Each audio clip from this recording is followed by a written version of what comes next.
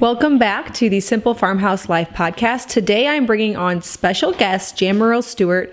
She is the author of the blog Large Family Table. She is a YouTuber. I've actually followed her on there for a while, and Large Family Cooking Extraordinaire. She's your go-to gal if you are trying to cook for a large family or just make mealtime a little bit more simple. Even when you don't have a large family, she has some great tips. She's very experienced, and so therefore she is good at it and has a lot of info to share. So let's dive in. My name is Lisa, mom of 6 and creator of the blog and YouTube channel Farmhouse on Boone. Join me as I share with you my love for creating a handmade home from scratch cooking and a little mom and entrepreneur life along the way. All right, well, I'm on here with Jamerill from largefamilytable.com, and then your YouTube channel you just call by your name, right? Yes. Yes. I mean, they could technically go to YouTube/Jamerill Stewart Vlogs, but if they try to search my name or Large Family Table or Large Family anything, I noticed my face should come up. So the other day I was doing some keyword research for some like meal prep and different things like that. Right. And every single thing ranking was Jamerill Stewart. So we should do some collab videos. Yeah, I know. Yeah, I guess I technically have a largish family at this point, so. Yes, you're in the club. I mean, I just crossed over into average large to actual large, I think. Right. And then you have mega. Yeah. So you and your family, you are a mom of, I believe, 8. We have 6 boys and 2 girls. Their ages 2 through our oldest is going to be 20 this summer, and he's a married man, and he has a long poofy beard. Oh my and goodness. It just happens like that quick. I'm sure it does, because my oldest is 11, and I know how fast that went, and it's just... Yeah. So just add 10 years on that. I know. She'll be 21. And it'll be like, what just happened? I am sure. But see, you have a 2-year-old, so that keeps you young. I don't know, in a way. Like, yes. you're still a mom of preschoolers. That's right.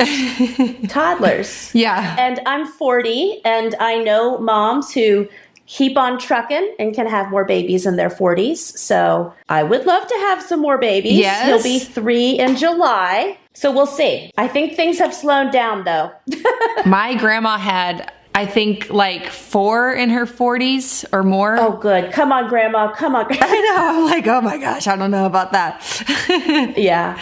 We're just so set up. Like, we're doing it. We're in the groove. We got the 15-passenger van. We're old and we're broken in. Right. So at this point, people say, what's one more? Is it truly like, what's one more at this point? It is. I feel that. I did not get, like, I know you have Daniel in your baby carrier. I got my ergos at the 4th baby. I can look back now and see the stages. Started doing cloth diapers with baby number 4. I feel like once you get the stuff... and you get your systems in place, even with homeschooling. I mean, we're just very much like the one-room schoolhouse. Yeah. So did that happen? I know this is a little bit off topic of what we're talking about, but oh well. Is that when it happened around kid 4 that you felt like, what's one more? I got this down. By kid 4, I remember feeling it because my perfect plan, because I was an only child. Oh, that's right. I remember listening to you say that. So I had one and I was like, he's amazing. Let's be wild and have one more. And then by the time I had him, I thought, well, we could have one every 5 years. Early 20s, I was still like, let's have this perfect plan. And you'd still have, quite a few, but.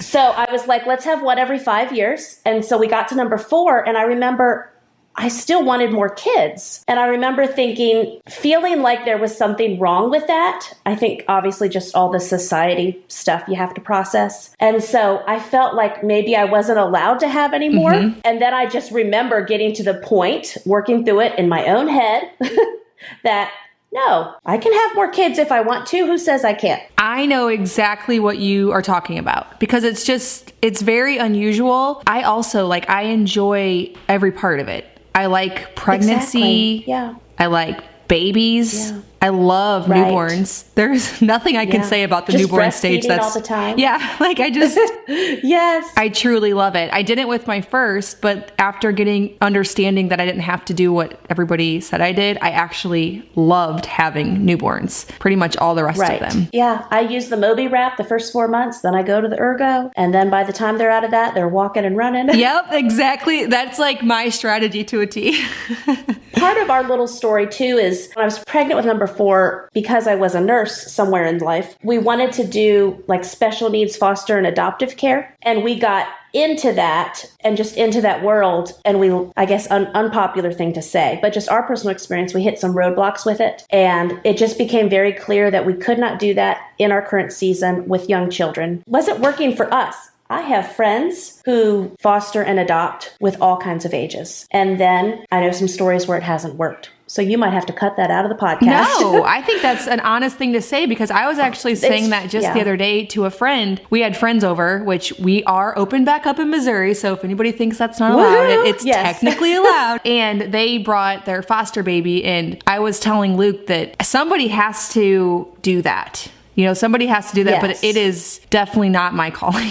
I know that. I tried. Like we got licensed, we did it. You know, we had some kids in, and even getting the kids that we had in the kind of help that they needed made me feel incapable of doing that. Mm-hmm. I felt like it was going to be 40 to 60 hours a week of trying to get those kids what they needed. Right. And I was not able to do that. And we live super rural.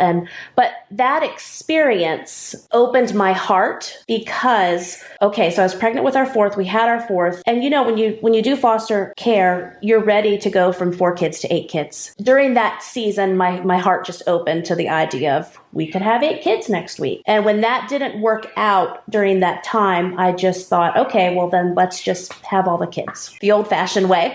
Right. Let's just keep having them. But I've said almost exactly what you've said. I'm already home. I already homeschool. This is what I'm doing until indefinitely. Like I'm not going to be getting a job. You already or work from home. Yeah, I work from home. So, I mean, why not? Yes. But I have to say that lately I've felt like, oh my goodness, but maybe it's just because I'm still, a friend of mine told me, you just sound postpartum still. Yeah. Because I was like, I just don't know if I could do another one. She's like, I think you're just postpartum. I'm like, well, that could be. And you don't have to decide right now. No, exactly. That's what I always tell moms too. Me too. I tell those people the same thing. Yeah. It's a kid by kid basis. We don't have to make this, you know, we are going to have this many kids, like, radical proclamation. Yeah, that's what people always ask us, how many are you going to have? And Travis, my husband, he's always said, well, we're having all of them. Yeah. So that's where, you know, it always seems by this point, I know Benjamin's only 2, and it seems by this point, the last 4, I've had a baby like I guess they've all pretty much been every 2 to 3 years, but it feels like they've been a little closer. And now we've had this bigger gap. And so I've also had to come in the place in my heart where I'm like, okay, but if I don't have any more, I will also be okay. And I've never been there before. So that's new. Oh, well, that's good. Just in time. Yeah. Oh, you know, in case, but it might just not. Just in time to have another. Yeah. But I think that's something I've thought about because even if you have a lot of babies, that chapter still closes, you know? It does. It's going to. So. And it closes quick. Like I know, you know, I'm in my mid 30s and so it won't last forever. Like, yeah, you know? Yeah, definitely. But moves into good new seasons. That's right. So tell us a little bit about you guys just moved, correct? We did. My original YouTube videos, we were at this 100-year-old farmhouse on 2 acres. And we lived there for about 10 years. And we had just so many stories. There were things that we wanted to do there. And then it got to the point where it was like, you know what? The whole house basically and my husband is not a building guy. You got a building guy. My husband's a car guy and a metal guy. Okay, yeah. So he's going to build me like a movable sheep tractor, goat tractor pin thing out of metal. Oh, okay. But I can't have stuff done in wood. Right. So anything I want done, I have to think of like the metal angle so that we do it. Yeah, if we start talking about like footers and concrete and stuff, he shuts down. So anyway, that house was falling apart and we thought, well, let's just look for obviously more land. We always love more land. At that point, I had chickens. I had raised up to 35, and we had a couple summers of big gardens and canning. And also while living there, we had several years when I left nursing where my grocery budget for up to a family of 7 was $300 a month. Oh my goodness. We're going to talk more about that in a little bit. Yes. So it was a really good experience living there. We just felt like we either have to mow this place to the ground and buy the fields around us, or we should try to move. So when we moved, it unexpectedly became a whole yeehaw experience. This is not this move. This is the move before this one. Okay. 4 years ago when we moved, it was 13 acres. It was a house that was 10 years old. It was over an hour from church, but it was close to a lot of our different homeschool things. Like we thought it would work. But the week we moved in, we had a lot of unexpected neighbor issues. Oh, right. And then I started having things like I go outside. I thought the dog was out. I had a bear in my kitchen breezeway. And then we had coyotes in our front yard. Oh, and, my goodness. You know, living rurally before it was farmland. And I mean, it might have been a raccoon and a skunk.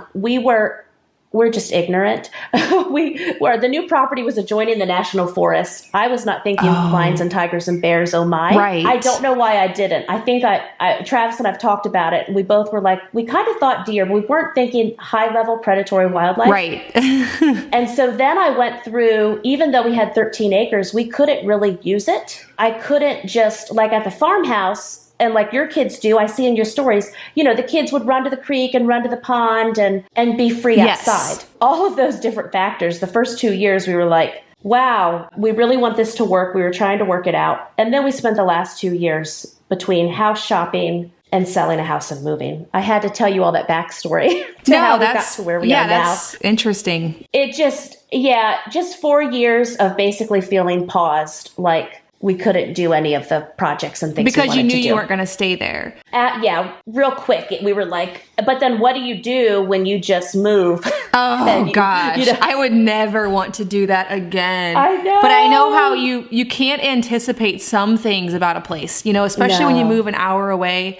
That's what we did too. And we ended up really liking where we moved, but we didn't know anything about this area. Sure. Who knows? You could have had some interesting... So we got some interesting things we weren't expecting. Yeah. In the 2 years that we then house shopped, my husband had very specific things he wanted. I love houses and house shopping. There were 20 houses I would have bought. Right. I'm the same. Yeah. I love house hunters. I just want to see them all. The house that we got, it's a 1963 brick Rambler, but it's on a full basement. So it's 4,200 square feet, which is like all my hopes and dreams. Oh, yeah. And I know it's like square footage fun. And then it's 7 acres and we are 20 minutes to our closest city, 3 minutes to a Walmart, even though we're rural. It's just a really good location for us. And you feel like the kids can play outside because that was my... Yes. No lions, tigers, and bears here. And no neighbors can be seen. We have farmland around us again. Weren't looking for this, but we're on the other side of the area. Our farmhouse was in the rural end. And so this house is on close to the interstate. When we moved into our last house, I think half the kids were ages 6 and under. And I had another baby. So it's just everyone's getting older. Yeah. You know, your needs change. As far as like lessons and piano and all the different things. We can't be an hour away. Well, yeah. Like when people ask, you know, is this your forever home? Where people ask those kind of questions.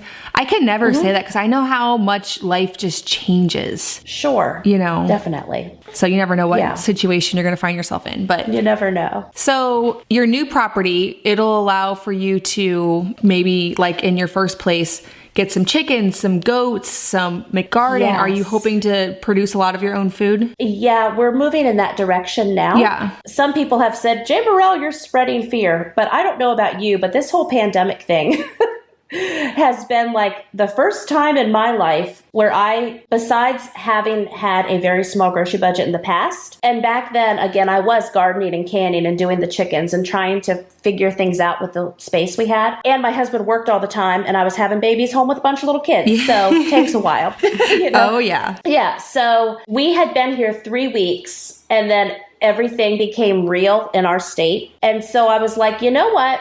Because everything we're doing now is like stuff we were probably going to do by next summer. Instead of doing the living room furniture and building Travis's shop and stuff, let's first get all of our homestead stuff set up and rolling. Right. And that's what we have done. So I've been calling it, I was joking about Jamerill suddenly homesteading. So now we're just going to call the whole place Sudden Homestead, even though like I grew up on an Arabian breeding farm. So animals aren't foreign to me. And, you know, we had chickens and Nubians and all of those things. But now we just have the property that's right for it. Not in a wilderness. I don't think you're crazy, though, for wanting to like expedite that process, because did you ever expect things in the world to go like this quickly? I mean, honestly. No. I was shopping couches. Right. You were shopping couches and then the focus changes. Exactly. So it's like, okay, none of that's important. So even as I say, and even my 13-year-old daughter was saying this, you know, everything goes back to normal, hunky-dory, everything's great. The things that we're getting set up now are things that need to be set up anyway. Right. Yes. So, and then if there are more bumps in the road, then we have things set up here. I mean, it could be more essential than growing your food. You know, like that becomes pretty important to have food. Exactly. So I've got all my canning jars back out. I picked up some more. We've swooped through and we've been doing a lot of farm schooling. I think one of the first things I had done was, because there are trees here that a logging company is already scheduled to come and take out, but I only had one real good, it's not like a heavy forest, but it's wooded. So I only had one good area for a garden. So the first thing I had done was have a farmer come through and get the garden ready for me. And I had 11 laying hens. And so now I have, what's that one meme? If God tells me to get 12 chickens, then 50 it is, or whatever. I've seen some funny like chicken and goat by memes. So we have a lot. We've been raising lots of chickens. I've raised chickens in my bathtub and in various brooders several times. We've been doing it again. You can do it. I can do it. I did barefoot and pregnant with my 5th baby. I Googled my way through butchering roosters before. Oh, wow. So I'm not scared, you know, of raising our own meat and such. And I also feel like I've had babies without an epidural. So I can pretty much do anything. What can't we do? I could kill a chicken. So my husband, you know, not a farmer, but he will help me figure things out, engineer the projects and support me in that and get the supplies. And like this year, I'm going to do meat birds. We already have meat rabbits. You got goats, right? We got goats, not for meat, but we got goats. I got my gallon a day dairy goat. See, that's Yay. awesome. And so I went from no goats to 2 goats to 7 goats. So we just took care of goats real quick. So you're going to be starting to grow a lot of your own food. One of my questions I wanted to ask, because you are, as you mentioned already, the queen of cooking for a large family and then also budgeting and cooking for a large family. So what are, like, where do you, I can see now that you're going to source from home, but where do you source your food, or where did you before you? So yeah, nothing has changed as of yet, because we're just getting rolling. I'm already talking to my husband about where I'd put a Dexter cow and you know, where we would, just with my personality, and I'm sure you are very similar in being an entrepreneurial woman. When I get my head in something, I try to figure out how to do it all the way. And so even like with homestead, like blogging was a hobby, no way I'm going pro. YouTube was a hobby, no way I'm going to figure this out. Just with all, you know, with all of it, right? Yeah. And so even with homesteading, I'm like, nope, where are we going to put the cow? Where are we going to do this fence? I know, before you know it, just based on how you've gone with your blog and your YouTube, I think, you're going to be going all in. We'll just be like, okay, next year, Jamerill will be butchering pigs at home in a I bet you shed. will, and I can't wait to see it. Probably. Yeah. So we have a local farm. It's J&L Green Farm, free commercial farm, but they ship all over. Oh, when I bought a whole cow from them, it's all pasture raised. And Jordan, the head of the farm there, trained under Joel with Polyface. And Polyface is fairly local to us. So it's all basically what Joel teaches. That's how these animals are raised. So like I'm already in the middle of a bunch of homesteaders. Yeah, you are. Just give me cliff notes, folks. Yeah. So anyway, that's where in the past we have bought like the bundle of 20 pasture raised hens and a whole pig and the whole cow. But again, if we get back to a $300 a month, like I still have that in my head, a super micro frugal budget. Now at the other end of the spectrum, part of how I accidentally grew my whole business is I wanted to double my grocery budget. Oh, okay. And so that was my goal when I began making money, when I had to decide, I'm putting 20 hours a week into this hobby blog. This was like 2010, 2011. I have to either learn how to make my grocery budget doing this, or I have to go back to work as a nurse on the weekends, because it's not wise. It's not a good use of my time as a mom to do this fun hobby. And then I could pick up a nursing shift and have more for my groceries. And how we got to that small of a grocery budget is I was working as a nurse. I worked the night shift weekends, like 7 p.m. to 7 a.m. Friday, Saturday, Sunday. So I could be home with my kids and homeschool and do all that stuff all week. But I was having more and more experiences where Monday morning driving home from work and the 12-hour shift became a 16-hour shift.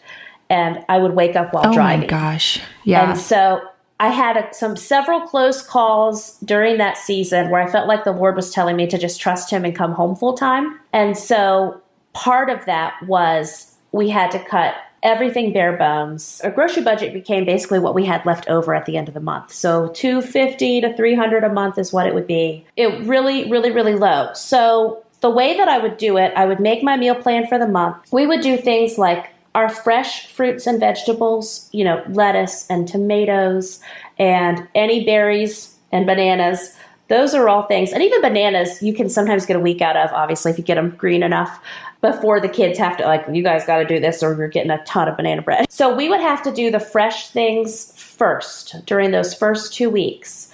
Then the third week could be more like applesauce. I did the canned mandarin oranges, lots of canned items.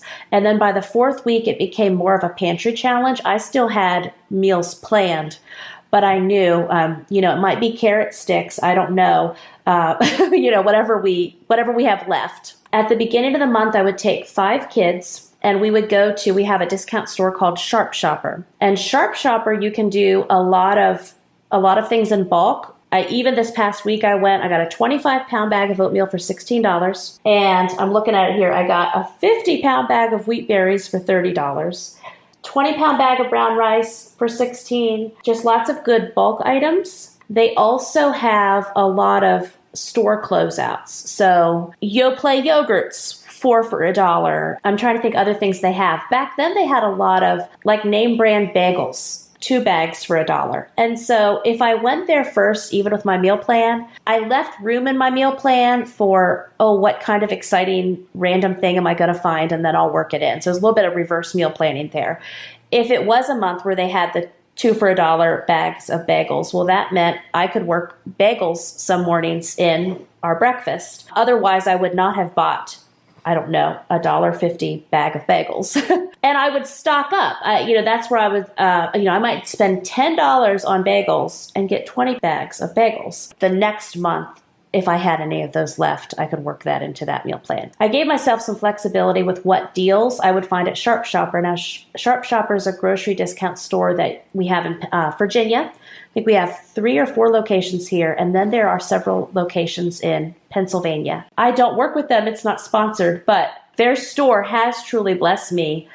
For almost 20 years now, I was in nursing school when I found them. I just love them. So whenever you were doing the $300 a month budget, what were your protein sources that you focused on? With my meager grocery budget, my main protein during that time meat-wise would be, yesterday I saw it was 59 cents a pound. I think back when I shopped heavily like this, it was in the 35, 37 cents a pound. And it was 10-pound bags of frozen, bone-in chicken thighs, chicken legs. And so for under $20, let's see here. Am I doing my math right? Yeah, for under $20, I could get 40 pounds of bone-in chicken thighs and chicken legs. And so I would do that 10 pounds. And even the other night, for $5.90 for a 10-pound bag. I mean, so what you're talking? Am I doing my math right? Not even $24 for 40 pounds. So in my meal plan, I would boil a 10-pound bag of chicken at one time. And I think I boiled it from frozen, which is a big no-no, but I did not know. I've never had any trouble with it. Yeah, I always think, when people listen to what you say about food, I always check the USDA recommends and give all my disclaimers. And I would peel the chicken from the bone. I did not know then about making bone broth. Not that I would have wanted to make bone broth from that chicken, but still. And I would use the broth for different things. And that was my main protein. And then it would be like the tubes of ground beef, maybe sometimes a pork roast, lots of rice. We probably did something with noodles at least 3 times a week. So it was either rice or noodles going back and forth. Casseroles, big pots of chicken noodle soup. Also, right before that in my food history, some people will say to me like, Jamerill, all you do is talk about food. But like, when you've got a lot of people to feed and you're like, I was working full time outside of the home. And then I came home and I had all these people to feed, but less of a budget. And now our family has only grown. Oh, I just lost my train of thought there. You were saying people say that you constantly think about food. Well, you have to. Just as soon as you clean up breakfast, you better start lunch. So when I worked as a nurse, I was leaving my husband home, overnight, and then I had to sleep all day Saturday, all day Sunday. So he was home with a 6-year-old, a 3-year-old, and a newborn. And so I learned on Fridays, I would cook a big weekend meal, and that's what they would reheat and what I'd take to work and what we'd eat all weekend. So even though we were only a family of 5 then, that's when I started. And again, like I didn't have good internet. I didn't know bulk cooking and meal planning, but just kind of backed my own way, learned it myself by cooking for my family large meals on the weekends. And then I also started to learn then when I wasn't running back as a nurse, and even some then too, when I was in my nursing shifts. During the week, if I made something large, we'll say Tuesday, well, then I don't have to necessarily cook on Wednesday. So I love to cook, but I also am lazy. So if I could get more bang for my buck and spend longer in the field with the kids, Yeah. Well, and I too love to cook, but like what I love to cook would be to be in my kitchen with the music playing, the windows open, all by myself. Right. But let's face it, that does not happen. So I do enjoy cooking, and I might get that experience, maybe with just one daughter, a couple, like 1 or 2 times a week. But most of the time it's more about survival. It's about making a huge pot of soup, putting it on the stove, and just dishing it out all day long. And then if you're lucky, you can have it for lunch the next day. Yeah, if you've really cooked a lot yes, of soup. I got to segue into freezer meals. Want me to start running my mouth about freezer meals? Yes, I would love for you to start. Yeah. I got into this freezer meal thing. Again, we're talking like, let me think of my years here. 2006, 2007, of course, freezer meals were around before then, but I didn't have any resources. So again, during that nursing shift time, and I had seasons where maybe I didn't work weekends, but I worked PRN. So maybe I would have to go into work on a Thursday night from 3 to 11, but they gave me $100 bonus, and that made it worth my time to go in. Yeah. Where I would, like if I did some kind of chicken and rice baked casserole, you make 2 9x13 pans and then put 1 in the freezer. So I would have back then a stockpile of, it's cute now to say, like 3 to 4 freezer meals in the freezer ready to go. And I was doing my bulk cooking. And so that's where it doesn't matter the family size. We're all living this life. So it could be helpful. Now, as I got into having more babies and running a business, my husband came home full time in 2013. My kind of quickly online income thing really started. I say it started accidental. It was like April 2012, but I'd been blogging about a year and a half or so trying to figure it out. The first month I made as much as our house payment, and by the second month, or the first month I made my grocery budget. Next month I made as much as our house payment, which is huge when you're on a small budget. Oh, that is. And what in the world? And then by the 3rd month, I made more than my husband, who was stuck on mandatory overtime working 70 hours a week. And within that time, I want to say like 2 months before that, we had found Dave Ramsey. So it's like providential in all the timing of it. A year into that, when I was making substantially more than my husband, and let's see here, I was pregnant with baby number 6. And I was still getting systems in place and trying to figure out, you ask other women, how do you do it? How do you run your business? I remember talking with several successful bloggers, and, one in particular had like a mother's helper who would come to her house 20 or 30 hours a week. Some of the ladies, their kids went to school every day, and so they would have those hours. You just figure out different things. But in my particular situation, homeschooling, pregnant with my 6, and I had an amazing income stream and like 70 hours a week of work that I was doing on my own. Oh my word. Yeah, what do you do? So that's why when I had Amelia, February 2013, we just really wanted to be wise. I mean, would this all go away? We didn't know. Was this just a fluke that was just for that time? Mm-hmm. So when I had Amelia, February 2013, we tested the waters, and Travis was like the only person at his company, a man, that had taken 3 months Family Medical Leave Act, because we thought, well, if he comes home for 3 months and, you know, my business doesn't disappear, then it just seemed like all drains lead to the ocean. Everything was pointing towards him being home. But of course, in the middle of that, because at that point I did, one of my largest income streams was the Kindle, the Amazon affiliates. And during that, Amazon did the change where you could not keep the affiliate cookie with the free Kindle books. And that, at the time, that was probably a fourth. I mean, it was a good income stream from that alone. I had homeschoolers coming for free books. I mean, come on, you know? And then they just ordered something else. Like, oh, yeah. And so that was a good income stream. Well, we had that change. And so we had a time like 6 weeks into the 12 weeks where we thought, well, okay, maybe it's going to be wisdom for you to keep on working while I continue to develop my income streams here. But even during that time, it was like one door closed, 6 more opened. And so he did go back to work for 2 weeks, and we were all so miserable. By June 2013, he came home full time. So, sorry, somehow I got into that story. I was talking about freezer meals, and you needed to know about my business, but it all relates, I think, to like... No, I love hearing, like, everything you're saying. I feel like, well, your story is like so similar to mine in so many ways, even down to growing up on a weird farm. You said you raised, like, your parents raised Arabians. So my parents raised elk. So I'm like, everything you're saying, I'm like, this is like my exact story, like with the husband and everything. I saw your video maybe a year or so ago, maybe it was 2 years ago, I don't know, about bringing your husband home full time. And so I went and left like a long fangirl comment like, oh, we did this too. And I remember that comment. Yes. I was like, right. Oh my gosh. It's like, who is this lady? No, I knew who you were. All this overwhelming business development, but I could buy groceries. But now I'm homeschooling kids and running a business. What does that even look like? And yes, my husband's home, but like I'm sure you know, that's like a whole other adjustment. Then you've got to like learn to live with this person that you've been married to all these years. So just so much. So somewhere in there, after baby number 6, where I was just doubling some casseroles once in a while, I was like, I am having a freezer cooking day. And I wasn't even trying to do like once a month cooking. I was just trying to like, let's fill this thing up and see how long it can go. On Tuesday, I might have time to stand and cook, and I want to, and it's wonderful.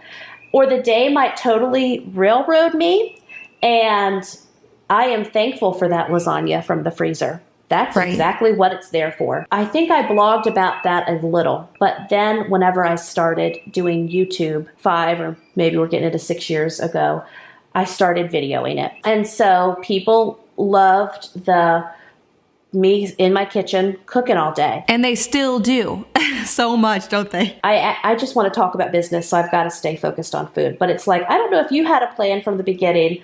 I know I didn't. I just kind of like keep finding myself in different places. Yeah, same. I mean, I had sort of a plan, but it didn't work out. Like you said, one door closes, 6 open. So true. With the freezer meals, people love to watch the freezer cooking. They love the recipes. Within all that, my blog that I had started on a whim that became a full-time business, I had another blog at the time called Free Homeschool Deals. But then I had this YouTube channel, which was really becoming more about what I was doing every day with the freezer meals and such. So I started another blog, and it's been a couple different names because, again, it's hard to know what you're doing from the beginning. Yeah. And so at some point, because it kept getting back to the food, I called everything Large Family Table. And so the recipes that I was sharing on YouTube, I started putting up on the blog. And then after a while, people were like, okay, we want to do what you're doing. Because in my videos, I was planning it out and doing it And so sometimes a big freezer cooking time, especially the videos I've done, because I think I've had 3 babies since being on YouTube, 2 or 3, bunch of kids.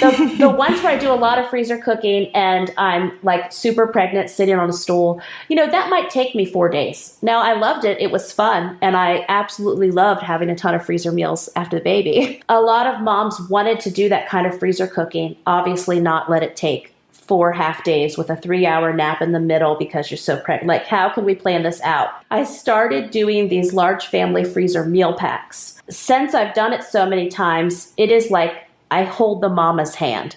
So it is the grocery list. It is a big batch cooking guide. So it'll go through cook 29 pounds of ground beef, chop 10 onions, have 12, get your 12 cups or pounds of cheese. All of those steps are thought out with the packs. I know I did, I cooked my large family freezer meal pack number 4. And I did that for, it was like 3 or 4 different moms in my homeschool group. Everybody was having babies. And so I did all 40 meals. These are all like large family size. So it's going to be like a dinner with 12 servings type of a meal. I think it cost me like $280 to get everything for the dinners. It made 40. I split it between the moms. And that was cooking. I'm sorry. Get my thoughts straight. That was cooking my pack 4. And I was able to do that in one evening. Now that it's down to a science. And it doesn't even, some people when they look at what I have, sorry, I have to filter, you know how it is, all the negative YouTube comments. But sometimes it's like, you eat all that, and because my packs are varied, I have some that are obviously classic meals. So you're going to have like a lemon and garlic chicken, which is obviously could be very wholesome and low carb, with some lasagna because you don't care. Because you just had a baby and your family's going to eat a lasagna, So some of the packs are just a mix. And then I have gluten-free packs. I have low-carb packs. I have a dairy-free pack. We've just been doing all the packs. And I just now... Oh, see, that is what I need to do because I've only done a large freezer meal day one time. And it took me all day long. And all I got out of it was... like a week postpartum with Daniel. So you have this down to more of a science where you can make in one day the dinners for an entire month. Yeah, so you can tailor it. They're definitely not whenever you see do 20 freezer meals in 2 hours and you're putting the different protein in a bag with some different sauces. We have some of those slow cooker instant pot freezer meals. But then there are bakes, and there are my new large family freezer meal pack 11 is lunches. And so it's freezer grilled cheese, and it's meatloaf bites, and it's corn dog muffins, and it's pepperoni pinwheels. I'm thinking we've got bean and cheese burritos. It's like a variety. Yeah, so you can tailor it. Thinking more of all the people who are home with kids who need lunches. So anyway... just talking all about my packs. There's a lot of variety there. So you have 11 different offerings? I've got 12 now. 12. 10, 11, and 12 should be out by the time you get this published. I have a large family table community. And so part of what the ladies get in there is they get one of my products every month. So those members already have packs 10 and 11, but they're not in my shop yet. Okay, gotcha. But they should be while you're listening. How's that for confusing? They kind of get it before. Yeah, I think whenever you said that you were choosing your blog name, I was doing, like I said, some Google research the other day, and every single thing I could search for whenever I was trying to come up with a certain blog post, every single thing that I put in, anything to do with freezer cooking, large family, large meal, it was all you. So I think that was a good move. Large living. Living large. There will be times where maybe I have the components in the freezers, but I don't have the freezer meals. And so then I'm able to just take one of my packs and get that freezer filled back up. But how I ended up really getting into the big freezer cooking days again was having all these babies and running a business and homeschooling. And so I could lay there. I think after I had Benjamin, I did not have to cook for at least 6 weeks. Wow. Nursed my baby and let that family just follow those directions. And this is the one who's 2, I guess. Yes, he's 2, almost 3. Okay. Yeah. So now do you always cook this way? Do you have, I know you are huge in the freezer meal community. Do you always have a freezer full of meals? I try to. But again, because we live real life, let's say I get 40 meals in there. Right. That's what I was saying earlier. Excuse me. We don't necessarily, unless I've had a baby, we won't do a freezer meal every night for 30 or 40 days. If I do 40 freezer meals in 3 months, I'm still going to have some freezer meals left. The freezer meals are to serve me, not for me to like micromanage my freezer meals. We could have a wild week and we have freezer meals 4 nights out of 7. I could have a week where I only use 2 of them. Right. Where it gets really convenient is when I have a good mix of, breakfast, lunch, and dinner meals. And so then it might be, okay, this morning, that freezer French toast, or if I know the night before, we're going to need freezer French toast or whatever in the morning. So maybe breakfast is a freezer meal. Maybe lunch is fruit plus dinner leftovers the night before. And then for dinner, some kind of chicken, something in the Instant Pot. Right. Yeah. And so they can go over many months if I get a good cooking day in. That's awesome. Whenever I made freezer meals before I had Daniel, it was so nice pulling them out. I had never done it before. And I was like, oh, here's breakfast. This is great. Thank you, past self. So do you get kids involved in cooking? I know you have a wide range, so you probably have some older ones. I do.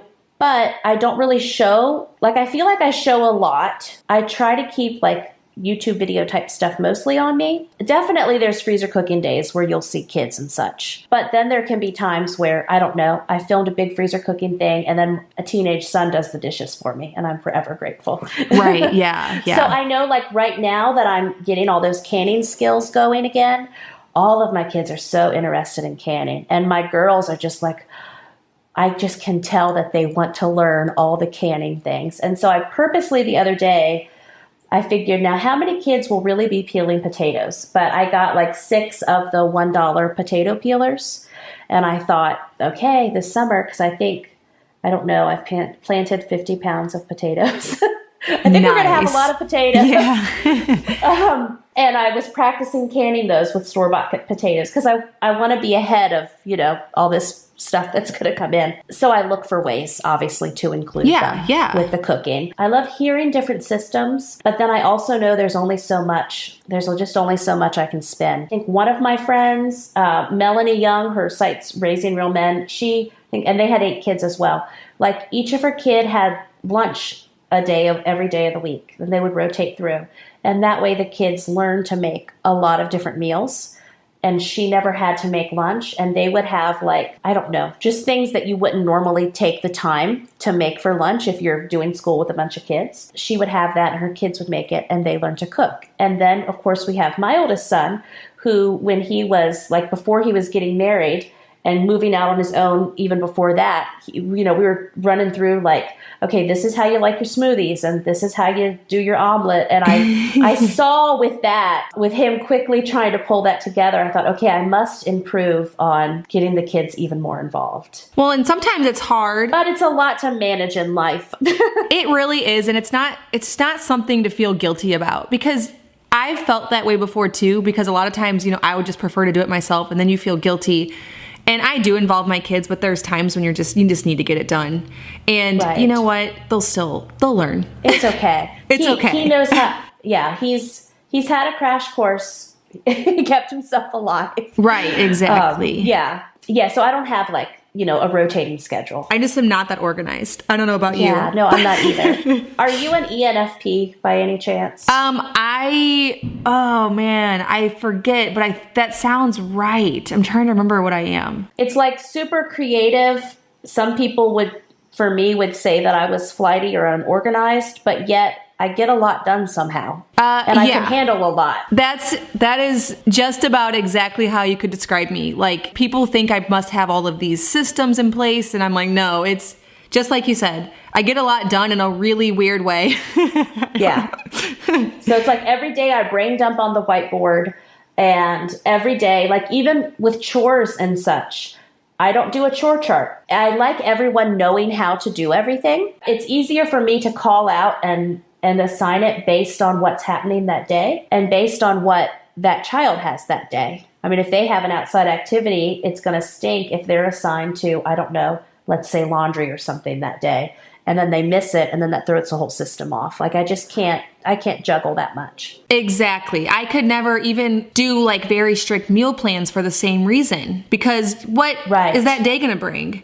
I like the flexibility of, like you said, maybe I'll pull out a freezer meal tonight, but you're probably not going to even assess that situation until tonight, whenever you need to think about tomorrow, but not like last Friday, you know? I just sew that same way. Yeah. So if you have the freezer meals in there, or if you have the kids trained on how to do everything, like I can look at just about all of my kids. Let's say we have gotten behind in laundry, and I can say, okay, everybody get one basket, and they can process it and put it away. Maybe we haven't done it for a few days, but we can pull it together real quick, you know? Oh my gosh, yes. That is exactly how I do things, because I could never figure out, you know, like I said, last Friday, do we need to do laundry on Tuesday? I do not know how many outfits we go through in a week. I don't know any of that. And then, you know, with country kids, you might go through a couple outfits in the day. Yeah. Just depending on how fun the day is. Yep. Yep. Totally. Like, okay, you smell like a goat and it's 11 a.m. You're going to have to do something now. You know? Yeah. Okay. Well, tell me more about where everybody can find you and your freezer packs. Sure. So largefamilytable.com is so much easier than trying to spell my name. Yes. And from there, they can go down the rabbit hole. On YouTube, if they type in Large Family Table. What house? Large Family Table Community is my membership that's now open to everybody. Okay. That's a whole other rabbit hole of fun. It's basically for the ladies who love everything that I do and share. If they want even more, I bring in a special guest each month. You need to come and be a special guest for me in the coming months. Hey, that'd be cool. This month, we're having Amy with Homesteaders of America. She's going to come do a whole thing on canning. I have this other guest coming in. She wrote a wonderful book called A Year Without the Grocery Store. I bring in some guests, and then I do even more videos, even more teaching. Plus, they get a product. So that's largefamilytablecommunity.com. I was not even aware you had this, so I'm definitely going to check that out. I do. This is something I started in January. Okay. Again, just looking at all of our different things we can offer. Uh-huh. And then as far as the shop for the freezer meal packs, it's largefamilytable.com/shop. But if they just go, head to the blog, right? Like Farmhouse on Boom, just go there. And you'll figure it out. Yeah. It's all there. Yeah.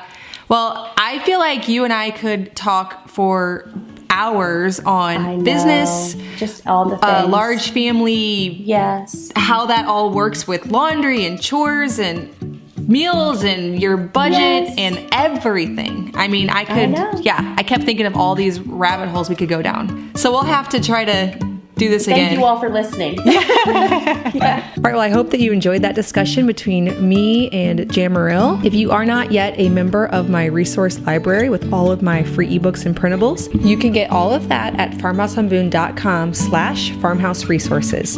Thanks so much for listening, and I'll see you in the next episode of the Simple Farmhouse Life podcast.